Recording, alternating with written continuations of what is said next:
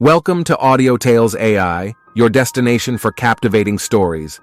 Today, we unveil a tale filled with unexpected and life-changing decisions. Remember to subscribe, hit the bell icon, and let's dive in. I sent my cheating wife on vacation alone with no money. So, my wife, Laura, and I were supposed to go on a vacation together. You know, one of those romantic tropical paradise trips you book to escape the daily grind. Well, let's just say things didn't exactly go as planned. Now, I should mention I found out Laura was cheating on me with her boss, Larry. About 2 weeks before our trip, an old schoolmate of mine started working in the mail room in her office building and would sometimes get to take the mail cart around to deliver the mail. I didn't even think to tell my wife about him starting to work there, and I'm glad I didn't. Well, one day he messaged me and asked me if I was doing okay.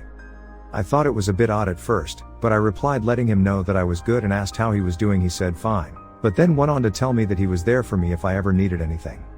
This came off even more odd to me, so I asked him what made him decide to reach out to me. He then proceeded to tell me that he assumed that Laura and I weren't together anymore. I asked him why he would think that, and that is when he told me that Laura was known by more than a few people to be going into her boss's office for extended meetings 3 to 5 times a week. It was heavily rumored that they were doing more than talking about taxes, and so he assumed we had broken up. I was devastated. I told him, "Thank you for letting me know." He felt horrible that I didn't have a clue. He said he was sorry, but I told him no way, he did the right thing and that he was a good friend for reaching out to me. I wanted to confront her immediately, but I couldn't decide on exactly how I was going to break that conversation open, so I waited. I decided to play cool and pretend everything was fine until I could find the words and the strength to deal with it. I called my father and he said I should just go to her right away.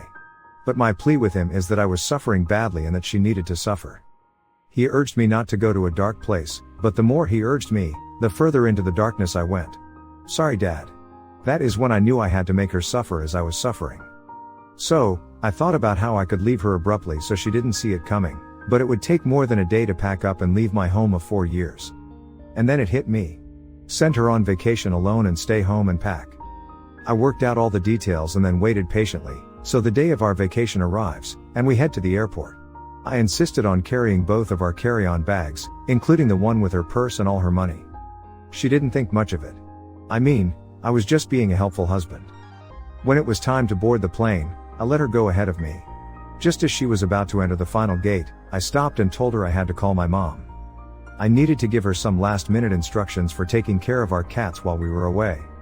Laura, being none the wiser, got on the plane without me. I waited in the boarding area, watching as the plane took off without me on it. Laura tried to get off the plane when she realized I wasn't coming, but the flight attendants told her they'd radio back and make sure I got on the next flight. Back in the waiting area, the staff announced my name and I approached them and let them know it was me and that I had indeed missed my flight. The terminal attendant subsequently scheduled me for the next available flight. I had accomplished it. She was now on that plane, heading towards paradise, all alone. I have to tell you that was more of an adrenaline rush than I have had in a long time. I felt supercharged. I immediately headed back to the house and started packing. When she landed, she called me frantic and worried. I assured her that I'd be on a plane and that it would be leaving in a few hours. I encouraged her to chill in the room or whatever until I got there. A few hours went by and she called again asking how close I was to being on my plane. I told her that we were experiencing some sort of mechanical delay, but that we should be on the plane soon, LOL. By that evening, she was in a panic. She was stuck in a hotel room, bored and hungry. I told her I'd make my way to a Western Union and get some money wired to her at the hotel so she could eat. I said enjoy a good meal and to go ahead and take a walk on the beach without me. It would help her pass the time until I arrived. Needless to say, I just kept this up until it was night. I told her they moved me to a different flight, and that for sure I'd be there sometime in the night. So she finally went to sleep expecting me to be there when she woke up. But no way. On the next day, she called me multiple times, and each time I pretended to be on my way or dealing with some sort of delay. I wired her a small amount of money again for food, but nothing more. Meanwhile, I was packing up all my belongings and leaving our house. Laura was tormented, absolutely tormented. She just kept wondering why I just couldn't make it to our vacation destination. Little did she know that I had no intention of joining her. So by midday of day number 2, I had pretty much packed everything I intended on taking with me. So I stopped responding to her calls and texts. I just stopped cold. This really freaked her out. Her parents started calling me. Her sister called me. She called the police, and they went looking for me at the airport and then came by the house. I didn't answer the door. Which in hindsight was not a great idea. I didn't realize it was the police at my door. Finally my parents started calling. I answered them and apologized to Dad for not taking his advice, but Laura needed to suffer for hurting me so bad. She wasn't in any danger. She was just stuck in a difficult situation that she didn't ask to be in. Just like me, my dad said that I needed to tell the police so that they would stop looking for me. I called the number they left with my father and apologized, saying that I did not know they were looking for me. I gave them a short rundown, and the officer actually laughed a little, but then got back into his professional mode and told me that he would have to at least say that they had been in contact with me and that I was safe. I didn't give him any trouble there. After all, I kind of owed one to the cops at this point, so I packed the car up and pulled it out of the garage and into the driveway. That is when Laura's sister had arrived. She was all freak out and was asking me what in the world was going on. She saw all of my stuff in the car and raised an eyebrow and inquired again as to what was going on. So I told her about Laura and Larry and she gasped. She had no idea that was going on. I mean, she was still angry with me about leaving her sister stranded on vacation with hardly any money, but at the same time, she was close enough to me to see how much this had changed me and how much I was hurting. She told me that she would have to tell her sister something. So I asked her to wait 1 second and that I would let Laura know first. That is when I made the call. Laura answered in tears. She was frantic in losing her mind. I told her to calm down, and when she did, that is when I dropped my well-rehearsed monologue. Hey, Laura. I hope you're enjoying your vacation alone. I know about your little affair with Larry. I'm filing for divorce, and I never want to see you again. And then I abruptly hung up. She tried to call back and I rejected the call. She kept calling, so I shut my phone off. I looked at her sister. She had tears in her eyes. She gave me a hug and said she was sorry, and then she left. And then I did the same. I can only imagine the look I must have hit on her face when I dropped that bomb. I heard that she scrambled to get her flight rearranged so she could come home as soon as possible. When she arrived, she was greeted by an empty house and an empty life. Now, I know this was maybe a bit much for some, but I couldn't let her get away with betraying me like that. And in a way, I think it's poetic justice. She traded our life together for a flame with her boss. So now she gets to experience what it's like to be truly alone. But wait, there's more. Remember Larry, her stupid boss? Well, I did some digging and found out he was married and had been married to his wife Ann for 7 years, so I used Spokio to get her number and called her to fill her in on the details of their little affair. So now they ended up getting a divorce as well, and even went one step further and called Larry's supervisor and told him everything, and now Larry lost his job because of the whole mess. Shortly thereafter, Laura lost her job as well. Boom baby.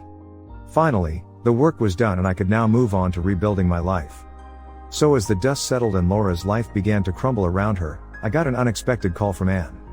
She had heard about my little stunt with the vacation and reached out to me. We met up for coffee to discuss our mutual heartache and our experiences with betrayal. It was oddly therapeutic to connect with someone who understood exactly what I was going through. Ann and I quickly became close friends. We supported each other through the difficult process of rebuilding our lives after our respective divorces. Our bond grew stronger as we discovered we had a lot in common, not just our unfortunate circumstances. Oh, how the universe works in mysterious ways. Meanwhile, Laura was struggling to pick up the pieces of her shattered life. She lost her job and had to move back in with her parents. I heard through the grapevine that she was having a hard time finding a job and that she took up a minimum wage job to make ends meet. It's not the life she envisioned when she threw our marriage away for a fling with her boss. That's for sure. As for Larry, he didn't fare much better and said that after losing his job, he was unable to find another position in his field. His reputation had been tarnished, and no one wanted to hire the guy who slept with his employee and ruined 2 marriages in the process. He ended up working as a manager at a fast food joint.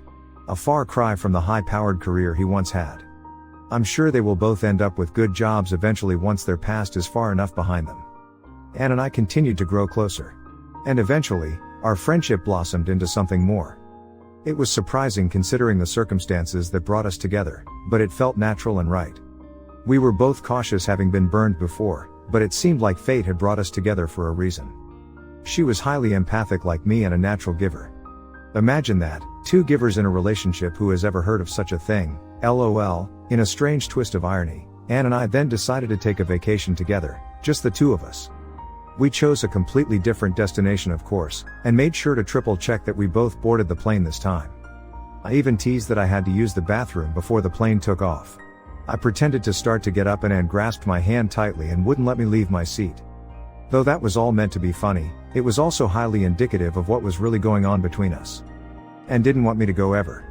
And I knew that I didn't want to leave her either.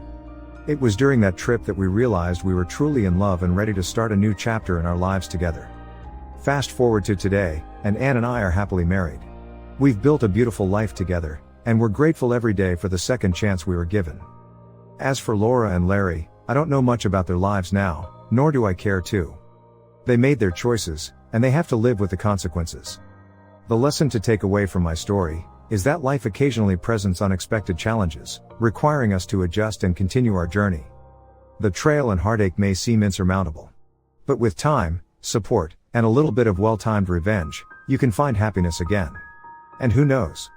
You might even find love in the most unexpected places. Thank you for tuning in to Audio Tales AI. If you enjoyed today's story, remember to hit that like button and subscribe to our channel. Your support keeps these stories coming. Until next time, remember, love, trust, and understanding are the foundation of a great relationship. But betrayal, lust, and deception make for the best YouTube videos.